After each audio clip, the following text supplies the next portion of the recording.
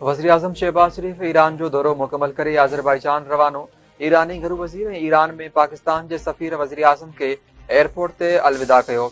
वज़ीर आज़म दौरे दौरान ईरान के सुप्रीम लीडर आयतुल्लाह खामनाई और ईरानी सदर डॉक्टर मसूद पिज़ेश्कियान से मुलाकातूं कयूं। मुलाकातुनि में पाकिस्तान ईरान लागापन ख़ास तौर ते वापार और इलाक़ाई राबतनि खे हथी वठण ते ॻाल्हियूं थियूं। पाकिस्तान भारतीय वज़ीर आज़म नरेंद्र मोदी के गुजरात में ताज़ी तकरीर के नफ़रत अंगेज़ पुरतशद्दुद ऐं आलमी उसूलनि जी भञकड़ी करार ॾींदे आलमी बिरादरी खां नोटिस वठण जो मुतालबो करे छॾियो। परॾेही खाते जे तर्जुमान मौजूब एटमी ताक़त रखंदड़ भारत जे वज़ीर आज़म तरफ़ां हिकु इंतिहाई गैर ज़िम्मेवारानो बयान ॾिनो वियो आहे। पाकिस्तान पंहिंजी सालमियत ख़ुदमुख्तियारी लाइ कंहिं बि ख़तरे जो मुक़ाबिलो कंदो। गॾियल क़ौमुनि जे चार्टर जे आर्टिकल 51 तहत दिफ़ा जो हक़ महफ़ूज़ आहे। पीपल्स पार्टी चेयरमैन जी पेशावर में एहतजाज कंदड़ जियालन ते तशद्दुद की मज़म्मत। बिलावल भुट्टो ज़रदारी जो केपी के सदर मोहम्मद अली शाह बादशाह से टेलीफोन ते राब्तो। पीपी जे रैली में शरीक कारकुननि ते तशद्दुद बाबत दरियाफ़्त कयो वहीं रैली कढण ते शाहबाज़ ॾिनी। बिलावल भुट्टो ज़रदारी ख़बरदार कयो आहे त हाणे सूबो बचायो तहरीक जो दायरो केपी जे घिटी घिटी ऐं वस्ती वहण ताईं फैलजंदो ऐं पीटीआई जे गुंडा सरकार उनखे रोके न सघंदी। पीपल्स पार्टी के पुरमन एहतजाज का घबराइजे सूबाई हुकूमत ॻोढ़ा आणींदड़ गैस की शैलिंग कई। केपी हुकूमत के अवाम से सीधी रीत टकराव की हिकमत अमली महांगी पवंदी।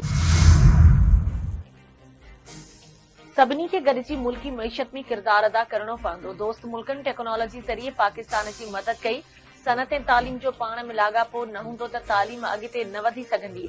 सनत ऐं तालीम जो पाण में सहकार लाज़मी हुअणु घुरिजे। तालीम जे शोबे खे बजट में मुकमल सपोर्ट कंदासीं। सिंध हुकूमत यूनिवर्सिटीज़ खे हथी वठाइण लाइ सहकार कंदी रहंदी। वॾे वज़ीर सैयद मुराद अली शाह जो सिंध हायर एजुकेशन कमीशन ऐं FPCCI जे गॾियल सहकार सां सिंध इनोवेटिव स्टार्टअप एग्ज़िबिशन जी तक़रीब खे ख़िताब। मोरो वाक़े की जांच लाइ पुलिस की आला सतही कमेटी क़ाइम। कमेटी जो सरबराह DIG इरफान बलोच हूंदो। कमेटी में SSP अमजद शेख, शबीर सेठार, DSP इफ्तिकार बुरडो और सब इंस्पेक्टर नेक मोहम्मद मेंबर तौर शामिल। कमेटी के 7 ॾींहनि अंदर जांच करे रिपोर्ट पेश करण की हिदायत। कराची खां पोइ सिंध जे ॿियनि वॾनि शहरनि में भी इलेक्ट्रिक बस सर्विस शुरू करण लाइ सिंध हुकूमत कोशिशूं तेज़ करे छॾियूं। एशियाई तरक्याती बैंक जे आला सतही वफ़द जी सिंध जे सीनियर वज़ीर शहजिल इनाम मेमण सां कराची में मुलाक़ात। सूबे जी तेज़ीअ सां तरक्की पज़ीर ट्रांसपोर्ट सेक्टर में इम्कानी सीड़पकारीअ ते ख़यालनि जी ॾे वठि। वफ़द पारां सिंध जे पब्लिक ट्रांसपोर्ट जे निज़ाम में बहितरीअ लाइ सीड़पकारी में दिलचस्पी जो इज़हार। शहजिल इनाम मेमण जो चवणु आहे त मुस्तक़बिल इलेक्ट्रिक गाॾियुनि जो आहे। सिंध हुकूमत इलेक्ट्रिक व्हीकल सेक्टर में गैर मामूली अगभराई चाहे थी।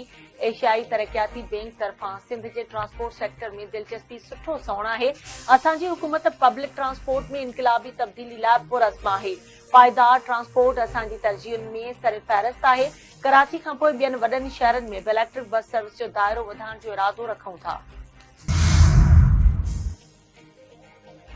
अदालती डिजिटल तब्दीली के लिए कौमी फ्रेमवर्क अणटर है। अदालती निज़ाम में टेक्नोलॉजी जो इंतजाम वक्त की अहम ज़रूरत है। सुप्रीम कोर्ट के चीफ जस्टिस यहया अफरीदी जो कानून ऐं इंसाफ कमीशन के एहतमाम हेठ अदालती निज़ाम में टेक्नोलॉजी इस्तेमाल ते सिंपोजियम के खिताब। चीफ जस्टिस चयो त सुप्रीम कोर्ट में filing, video link, data analytics लागू करे रहिया आहियूं। अवामी एतमाद ऐं इंसाफ की बेहतरी लाइ टेक्नोलॉजी जो इस्तेमाल लाज़मी है।